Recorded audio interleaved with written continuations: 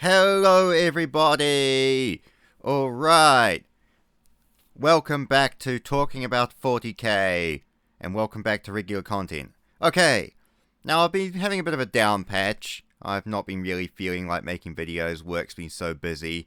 But sometimes you see something that just pisses you off enough that you just want to talk about it. And that's what happened when I listened to Chapter Master Valrek's Legion Rankings video.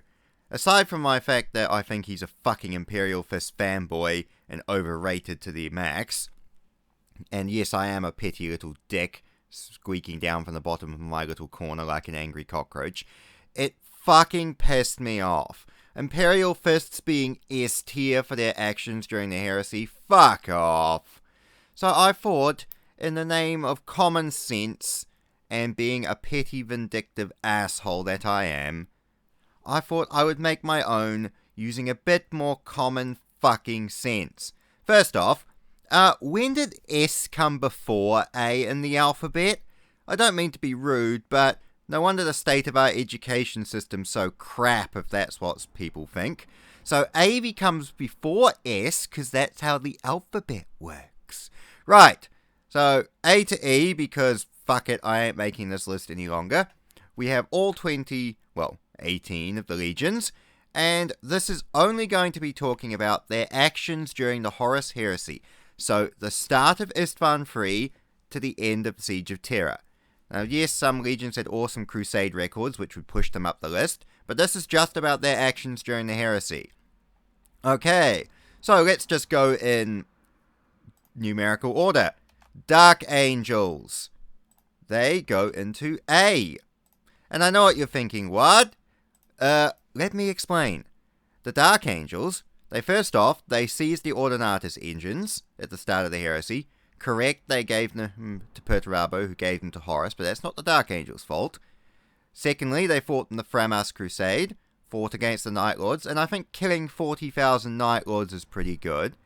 They were basically instrumental in holding together Imperium Secundus, and driving back the Shadow Crusade. I mean, what did Sanguinius? We'll get to Sanguinius and the Blood Angels during Imperium Secundus later, but the Dark Angels were the ones doing the heavy lifting. Then they exterminated and destroyed all the traitor homeworlds and kicked the shit out of traitors wherever they found them. They bought time and space for the Blood Angels to get back to Terra. And Corswain and his 10,000 Dark Angels dropped onto Terra, relight the Astronomican Fortress, in addition to the Dark Angels garrisons that saved Lehman Russ during the Alaxis Nebula, etc., etc. And yes, technically some of those forces were Luthers, however, they still fought under the banner as Dark Angels, so they count. Dark Angels are A tier. They did a shitload during the heresy, and I think they deserve a bit more praise for it. Right. Also, yes, correctly, that the Dark Angels could have gone back to Terra earlier, but they did a good job regardless. Emperor's Children. I was thinking about this for a little bit of time, but they're going here. The reason they're going here is they started out strong. Istvan III they fought, Istvan V they killed Ferrus Manus and decimated the Iron Hands, good job. They did fight together on a few other little worlds, I mean, what is it, Callistus? Eidolon and fighting alongside Mortarion against the White Stars. They did do a bit. But unfortunately, as the heresy goes on, I mean, Angel Exterminatus, them trying to sacrifice Perturabo and the Iron Warriors, shit like that really goes down on your service record a bit. And by the time of Siege of Terra, I mean, wow, losing 20,000 Marines against the Saturnine War and fucking off. Great work, assholes. Iron Warriors. These guys, I'm thinking for Traitor Legionaries, it's quite hard. I'm putting them at the top tier of B. I was thinking of putting them higher up, at A, but I do think some of their actions kind of dislimit them a little bit from it. They were instrumental for Istvan V. They did do a great work during the Siege of Terra, until they pissed off, which is partly what's knocking them down. But also just a few little bits and pieces, like they spend a lot of time attacking, lone Imperial Fortress worlds and doing a little bit of fuck all. They weren't really supporting the direct main advance with the same effort that the Sons of Horus or the Death Guard were. So, for that, and the fact that they pissed off during the Siege of Terra, which probably cost the traitors the victory, let's be honest, they go into top level B, but you could put them into A. Right, White Scars. Again, this is interesting, because the Heresy actually makes the White Scars do quite a bit. So I'm putting them again in B. I'm going to be honest, I'm putting them in A, actually. Thinking about it, because they did fail to help Russ at Alaxis, but tying up traitor forces for 7 years, once they found out, telling Mortarion and Death Guard to fuck off, they fought at Beta Garmin, they did excellent work during the siege. I think the White Scars really did a lot, and they're quite underappreciated. So, low tier A is my personal opinion. Space Wolves. Right. You go down here. I'm sorry, but what the fuck did you do? You burnt Prospero. Great work, guys. You weren't supposed to do that. Yeah, let's just misobey orders. Then what? You got back to Terra, sat around Terra for a while, did a couple of sorties. What was it? Davarant and something Prime? They did a couple of little campaigns. Then fucked up at Trisolian, then had to be saved at Yarant, and then basically did a last-ditch run to Terra. Yeah, the Wolves didn't actually do that much to aid the Loyalist cause in the grand scheme of things, so that's why they're going down here. I'm sorry, they burnt Prospero and fought at Trisolian. That's basically their crowning achievements. Imperial Fists. I'm tempted to put them down here just to piss off a certain fanboy, but we will not do that. We're putting them in B. Now, the reason they're in B, and I'm actually tempted to put them in C, but for the Siege of Terra they go B. The reasoning behind this is, what the fuck did the Imperial Fist do, aside from Beta Garmin and fighting on the Siege of Terra? Fuck all. Well, the Retribution fleet bailed at the Battle of Foul. Okay. A few scattered Imperial Fists holdouts fought off traitors here and there. Alexis Pollux helped out and fucked up at the Pharos. But aside from reinforcing the Siege of Terra, building the walls, which is important, I'll give them that, they didn't really do much. So that's why they go B. Right. Blood Angels. I love the Blood Angels, they're my favourite legion, but they kind of go in here, in C, because they weren't instrumental to the Loyalist cause, but they didn't do great in either, if you kind of logically think about it. I mean, the Blood Angels fought at Cygnus and defeated the traitors, that's good. They go to Imperium Secundus, then the Blood Angels do what exactly? The Dark Angels were the ones pushing against the Shadow Crusade. The Ultramarines were holding the line.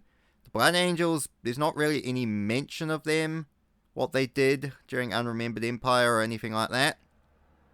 Really, the Blood Angels, Cygnus, the Ruin Storm, and Terra.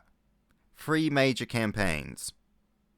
And as much as I love Sanguinius, and my army is Blood Angels, they're going C.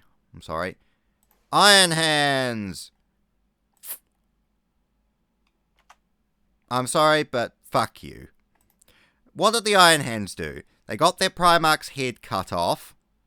They fractured and splintered. Some of them started using Forbidden Archaeotech. They had infighting and they killed Shadrach Medusan. Yes, they did fight back against the traitors, and Ortek Moore did destroy Bolt in the most fantastic manner. But despite that, after Isstvan V, the Iron Hands are kind of a spent force. They didn't participate in any major battle. I mean, we don't even know where their fucking Gloriana-class battleship went after Isstvan V, so they go down there. World Eaters. Now, again, it's going B, but it was close to A. think about it. The World Eaters fought at Isstvan 3. They fought at Isstvan 5. They fought in the Shadow Crusade. It was only after Angron became a demon that they kind of wavered and started killing and doing their own thing. And even then, they fought during the Siege of Terra very well. So I'm almost tempted to put them at A. Like, it's pretty close. And I'm still hedging my bets with the World Eaters. But I think top tier B. I think just the fact that they lost their minds a little bit near the end kind of doomed them a bit. But I'll think about it as I'm going through this. And we'll review them later. Right, Ultramarines. Again, like the Blood Angels, they go and see. They got the crap kicked out of them at Kelf. Then what did they do exactly? They started their own pocket Imperium. Yeah. They diverted traitor reinforcements to fighting them. That's nice. And trust me, without the Ultramarines, yes, Terra would never have been reinforced or relieved. And yeah, Guilliman and the Ultramarines were instrumental, but in terms of set-piece engagements and things the Ultramarines actually did, they were not at all the instrumental battles. They showed up a bit late, and I'm sorry, Imperium Secundus really drains them, I'm afraid. They could have helped out more. Now, Death Guard. First traitors to go into A. Again, unless we revise these guys, but we'll think about it. Now, reasoning behind it. Death Guard were at Isstvan 3, they were at Isstvan 5, they were at Molech. I mean, they destroyed shitloads of worlds. They fought against the Dark Angels, with Kalas and his fleet. On the Siege of Terra, they were the first Legion down. I mean, they fought pretty well during the siege. I mean, Mortarium did get himself banished, and then the Death Guard were a bit listless, but they fought in basically every major engagement. Dwell, Molech, Isstvan 3, Isstvan 5. I think they deserve an A tier spot. So, I ain't arguing. Thousand Sons? Sorry, lads. What did you do exactly? You got butchered at Prospero, hid in the warp for like 6 years, and then re-emerged for the siege, but were only half-heartedly committed until Daddy Emperor told Magnus he couldn't have his flesh-changing mutated sons anymore. I ain't questioning it, and I ain't arguing with it. Now, Sons of Horus. What, did you expect anything else from them? They were instrumental to the heresy. Isstvan 3, Isstvan 5, Molech, Dwell, Trisolian, Beta Garmin, Terra.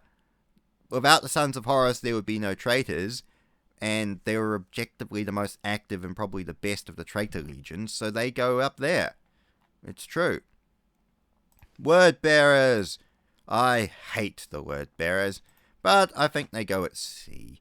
Tempting to go B, but they did do... Yeah, it's kind of debatable. Maybe it's my personal bias, but Isstvan 3, Isstvan 5, the Shadow Crusade. Oh, actually, yeah. I think for keeping the Ultramarines out of the fight for enough pushes them up, but it is borderline in my opinion. Nah.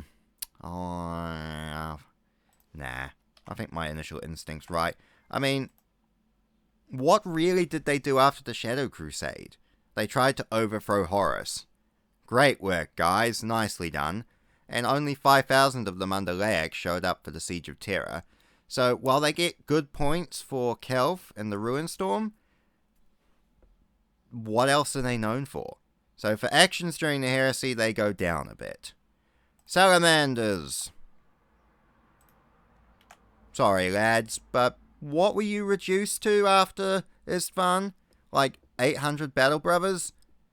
You weren't a fighting force. You weren't fighting like the Iron Hands or the Raven Guard. In fact, I think they're probably the lowest of the E tier. Like, I'd put them in F tier if I wasn't a dick. Raven Guard. Again, they go up a tier. They go up a tier because they actually fought back a bit. I mean, yes, they did unfortunately have the gene seeds shit happen to them, but that was Omegon, so blame the bloody Alpha Legionary. But they saved Russ's ass at Yarant. They fought a good hit-and-run campaign behind the lines.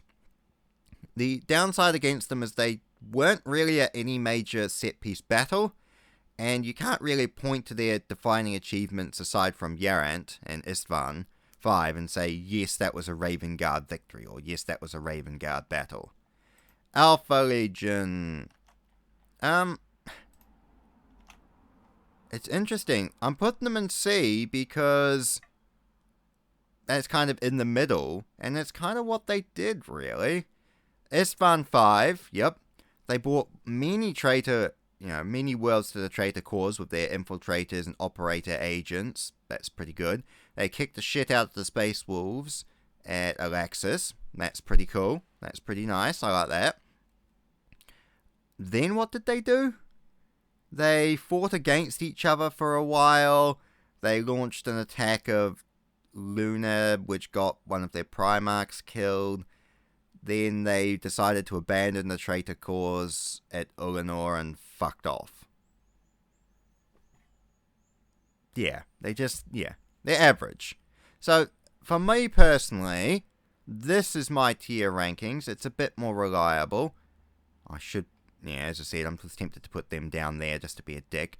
But, for actions towards the Loyalist cause, the Dark Angels did a crap load, as did the White Scars, but people don't really think about them. Imperial Fists, they're high up because of their actions on Terra, but that's all they did. World Eaters, again, you could argue A or B, but, depending. C, I'm happy for. Yeah, I mean, the fact they killed, and even, killed Ferris and bothered to show up at all is the reason that they are so high. So yes, that's my personal rankings of what the traitor and loyalist legions were during the heresy. If you have a problem with that, feel free to narc at me, because I enjoy that. And I will see you again another time. Probably not. Who the fuck's gonna watch this anyway?